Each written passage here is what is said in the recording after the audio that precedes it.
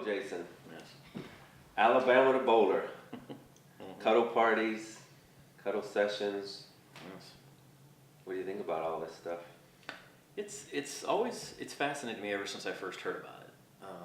And it was about maybe 3-4 years ago when my friend Tracy mentioned it to me because she was facilitating cuddle parties at the time. Right.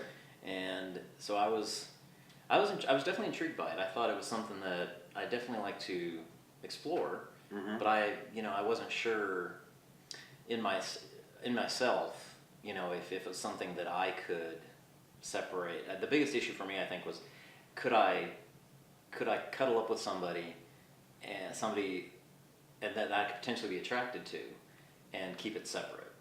That was like one of my big things that I didn't know if I could actually do it. If I could keep separate as in what? Well, separate the feelings, separate the want and the desire to like see that person again, or to pursue it further. In other words, so it was sort of like what you were even saying earlier about how with men so often it's always about that goal, and I've been over the years I've been able to really change in that on my own, but I didn't know if I'd be able to, because I feel things very deeply, and human connection has always been such an important thing to me, and so I worried whether I would feel something for someone that I was cuddling up with, So what was interesting is to find that I was able to, that it was, and I think it's because of the situation's different, and sort of like talking about it beforehand and recognizing that, there isn't going to be this kind of, we're not going to go to any sexual place. And it's sort of like when you have that in your mind, I was able to, it almost like it disassociated it for me. It separated the two things. You could say like, hey, I could go to this point. It was just separated and said, this is a situation. Yeah, as opposed to like if I'd gone over to someone's house or something and there were a bunch of people there and we all just started cuddling up or something. Right. Then it might happen more. But in this situation, because it's so kind of structured and, there's other people around and stuff like that too that kind of help with that. That was very easy, actually. Yeah. I was kind of surprised how easy that was to do. And so it was always a fascinating topic to me, and I just knew that there should be a film about this, especially after experiencing it myself, because I recognize there's so many misperceptions about it and so many people don't know about it. And I think if they could know about it and because so many people won't make that first step to experience it. Sure. Because they're it's like, oh, hear about it. Yeah. Oh, it's not for me. They're like, there's no way I could do it. And even you could tell me all day long, but I think if they could see it and say, wow, that's not what I thought,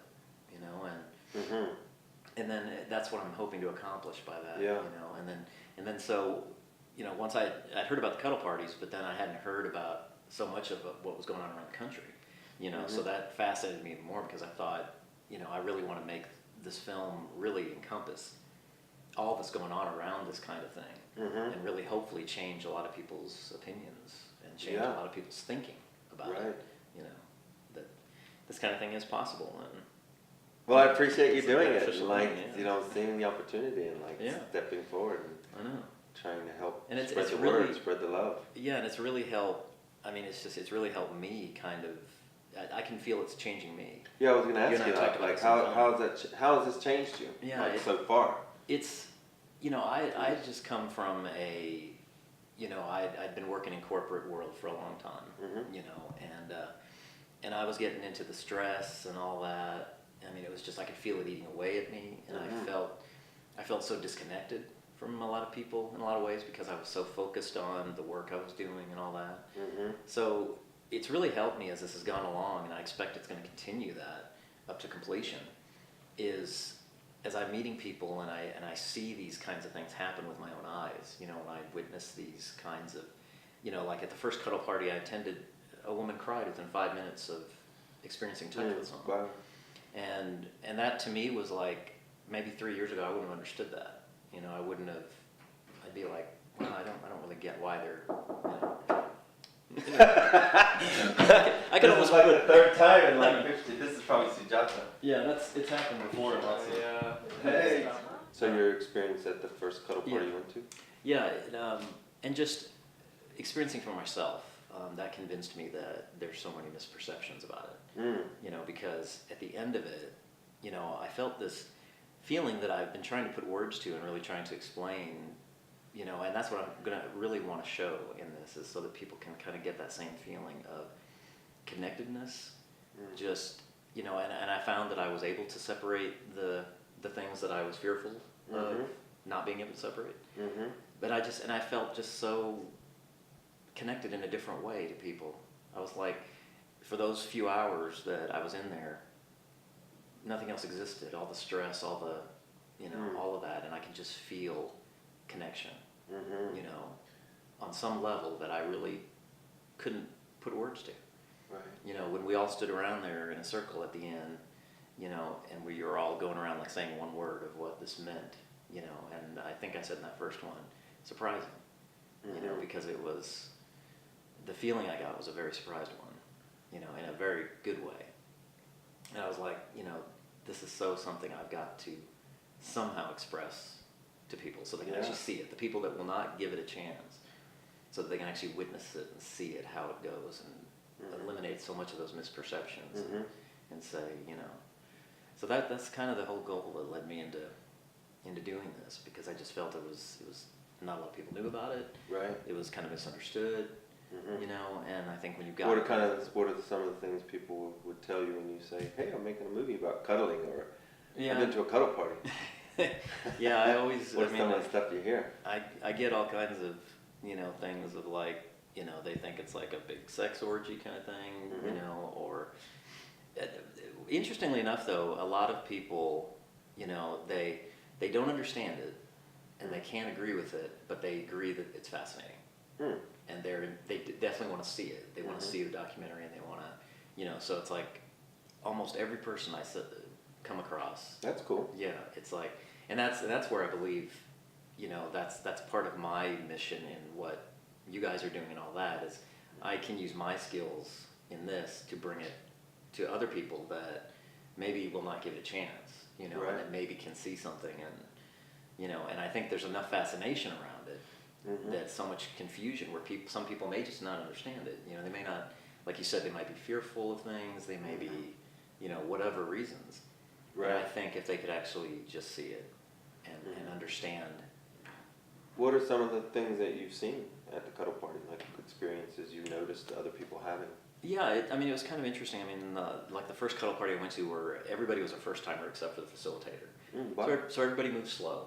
I mean, it was all foot rubs, and it was like back rubs, and everybody just slowly kind of got into it before, like, some people actually cuddled up a little bit. Right.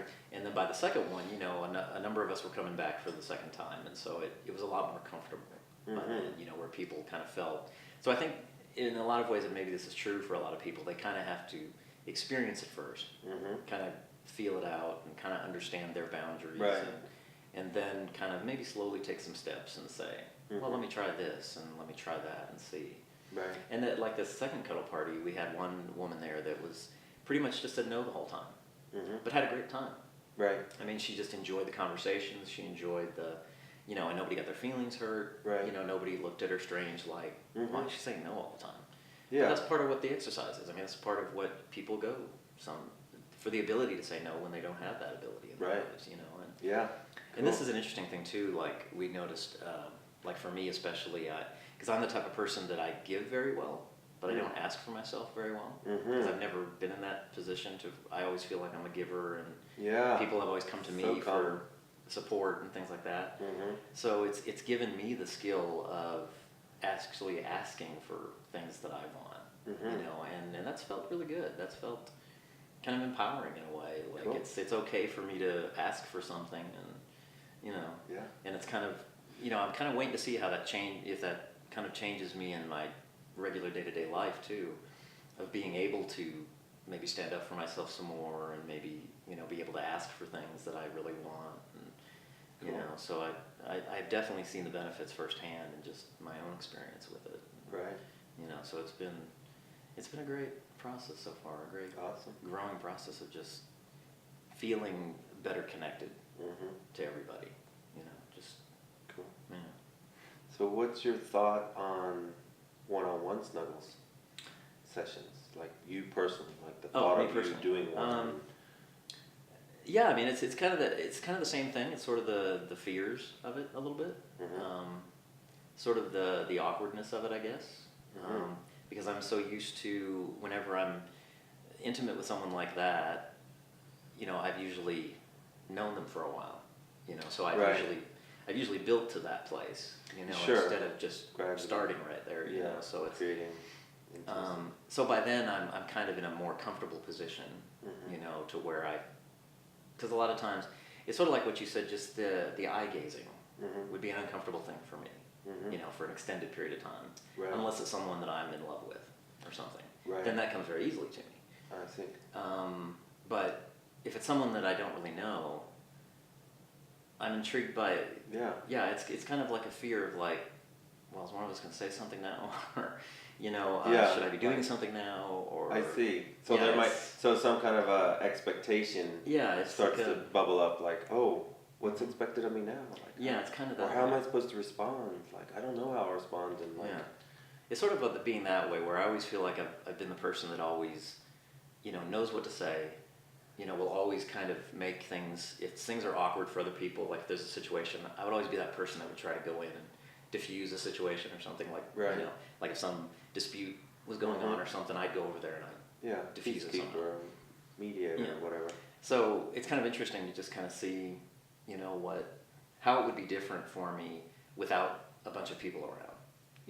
Because that to me has gotten comfortable already just after 2 cuddle parties. You know, I feel completely at ease in that situation. I don't feel any hang-ups about anything pretty much in that situation. So, but the one-on-one thing is kind of a different idea. You know, it's kind of a different prospect of, you know, that I'm intrigued by. So we're gonna see. Yeah.